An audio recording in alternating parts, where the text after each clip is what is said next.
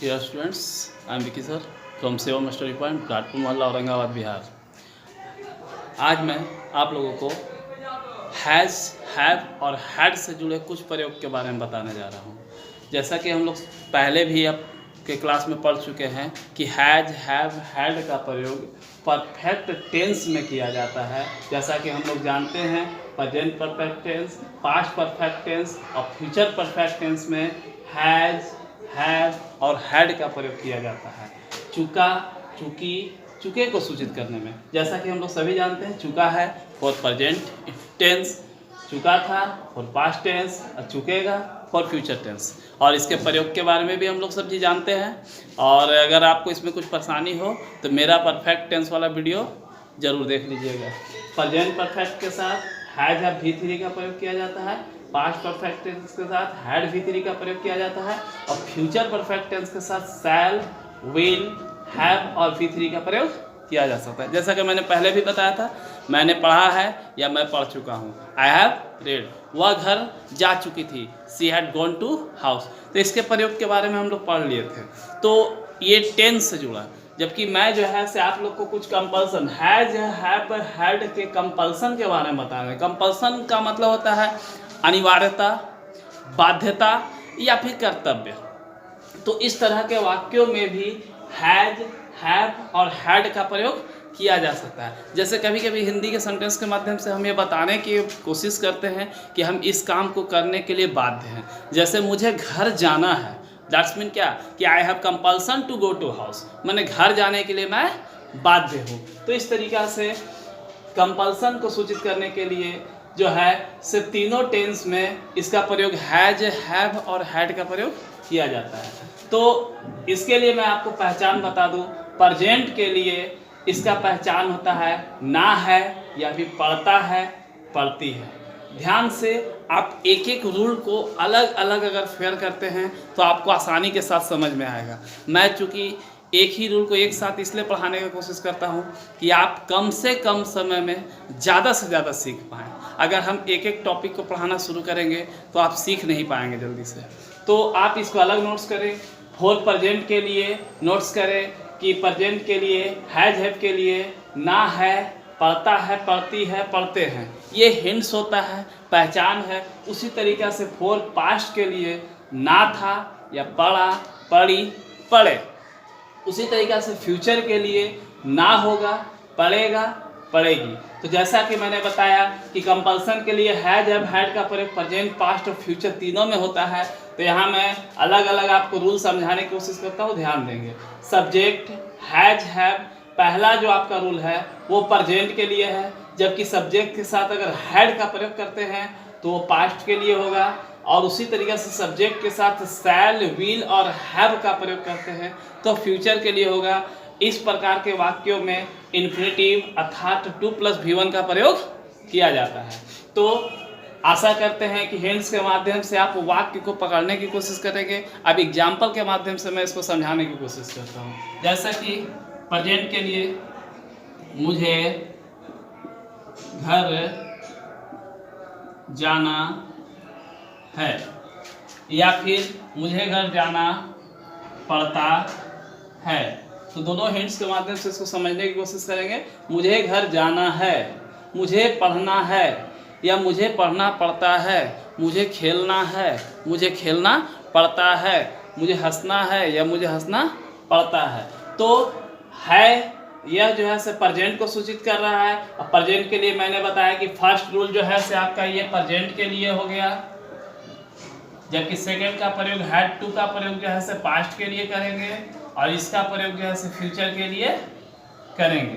तो इस सेंटेंस को बनाते हैं। मुझे आई, उसके बाद जाना है, तो हम लोग सभी जानते हैं कि आई के साथ जो है से हैव का प्रयोग किया जाता है ऑक्सिलरी वर्ब के रूप में।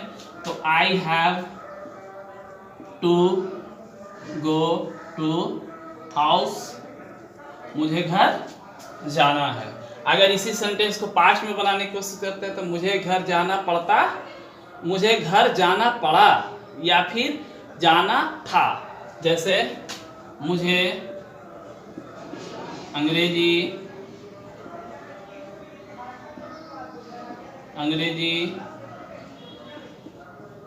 बोलना था या फिर मुझे अंग्रेजी बोलना पड़ा। तो आई पढ़ा था या पढ़ा पास्ट का पहचान है, तो पास्ट के रूल के अनुसार इसको हैड टू का प्रयोग करके हम लोग बनाएंगे। I had to speak English. तो मुझे घर जाना है तो I have to go to house. मुझे घर जाना था अगर हो तो I had to go to house. या मुझे अंग्रेजी बोलना पड़ा था या बोलना था तो I had to speak English. या मुझे अंग्रेजी बोलना पड़ेगा तो आई के साथ हम लोग सभी जानते हैं कि आई और वी, सिर्फ इसके साथ आई वी के साथ शैल विल का प्रयोग होता है। आई वी को छोड़ करके बाकी के साथ विल का प्रयोग होता है। तो अगर इस सेंटेंस को लिखते हैं और एग्जाम्पल के माध्यम से इसको समझने की कोशिश करते हैं हम लोग।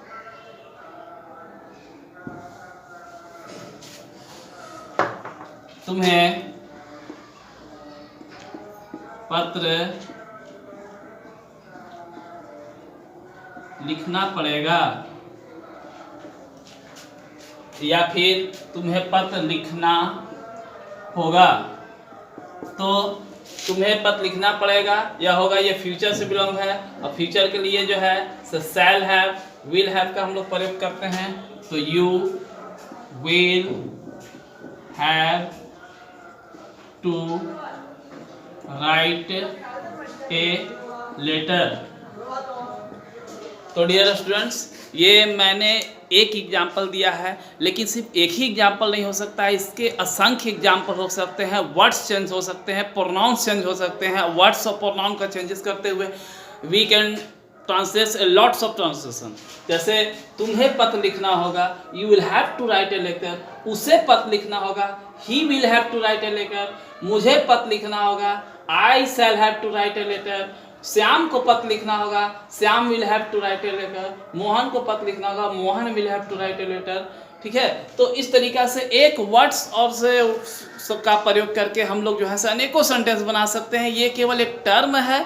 इस ऑनलाइन क्लासेस के माध्यम से मैं जो है आपको एक टर्म बताने की कोशिश कर रहा हूँ, परंतु इस एक टर्म को पकड़ते हुए आप ए लॉट्स ऑफ सेंटेंस बनाने की कोशिश करें, ताकि जो है आपके स्पीकिंग लैंग्वेज में सुधार हो। तो इस तरीका से प्रेजेंट के लिए, पास्ट के लिए और फ्यूचर के लिए हम लोग जब नोट्स करेंगे तो अलग अलग चीज का नोट्स बनाएंगे। अलग अलग नोट्स बनाने के कारण आपको पढ़ने में सहूलियत होगा। साथ ही साथ अगर इसका इंट्रोगेटिव निगेटिव बनाना हो तो डियर स्टूडेंट, जैसा मैंने हर एक एग्जाम्पल में, हर एक वीडियो में मैंने आप लोगों को बताने की कोशिश किया है कि किसी भी सेंटेंस का निगेटिव, इंट्रोगेटिव या WH सिर्फ सब्जेक्ट और एक्जुलरी वर्ब से बिलोंग होता है। अगर सब्जेक्ट एक्जुलरी वर्ब का नोट का प्रयोग हम लोग करते हैं, जैसे I have not, I have not, तो ये निगेटिव हो जाएगा। अगर इंट्रोगेटिव का प्रयोग करना है तो हैव आई नॉट या हैड आई नॉट या शैल आई नॉट। तो इस तरीका से इंट्रोगेटिव। अगर WH का तो why have I to speak English, मुझे क्यों अंग्रेजी बोलना है या मुझे क्यों अंग्रेजी बोलना पड़ता है। Why had I to go to Patna, मुझे क्यों पटना जाना पड़ा या मुझे क्यों पटना जाना था। तो इस तरीका से एक सेंटेंस का इंट्रोगेटिव निगेटिव समझने के बाद हम लोग हर सेंटेंस का इंट्रोगेटिव निगेटिव समझ सकते हैं। एक एग्जाम्पल हम निगेटिव इंट्रोगेटिव पर भी देने की कोशिश करते हैं ताकि आपको बनाने में कोई प्रॉब्लम नहीं हो। तो जैसा कि हम प्रेजेंट से आपको एग्जाम्पल देने की कोशिश करते हैं, क्या तुम्हें घर जाना है। तो जैसा कि मैंने बताया आप लोग को कि किसी भी सेंटेंस का जो इंट्रोगेटिव होता है वो सब्जेक्ट और एक्जुलरी वर्ब से रिलेटेड होता है। तो तुम्हें घर जाना है, ये प्रेजेंट से रिलेटेड है। और प्रेजेंट में हम लोग जानते हैं कि हैज हैव का प्रयोग होता है। यहाँ तुम सब्जेक्ट है तो तुम के साथ हैव का प्रयोग होगा। तो अगर यहाँ पर हम लोग समझते हैं तो यू हैव, अगर इंट्रोगेटिव हम लोग को बनाना है तो ये वाला एक्जुलरी वर्ब को at the first of the subject खाली कर देंगे, हैव यू। बाकी सब रूल सेम टू सेम उसी तरीके से वर्क करेगा। तो have you to go to house. तो एक्जुलरी वर्ब के बाद V1 के बाद जो है कोई भी अदर वर्ड्स का प्रयोग हम लोग कर सकते हैं। इसी तरीका से अगर तुम्हें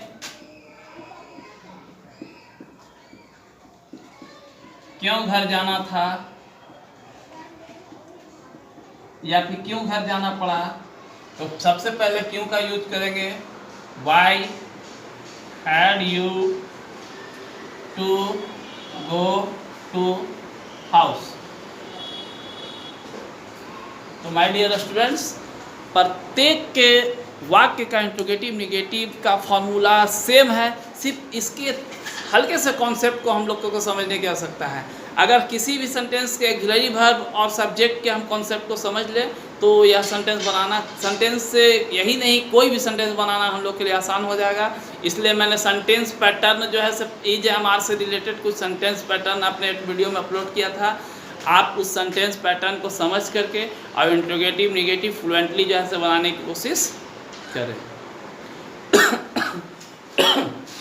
तो आशा करते हैं कि इस चीज़ को आप समझ गए होंगे और इसके टेंस को समझने के लिए टेंस का जो वीडियो अपलोड किया गया है उसको आप लोग देखें। धन्यवाद।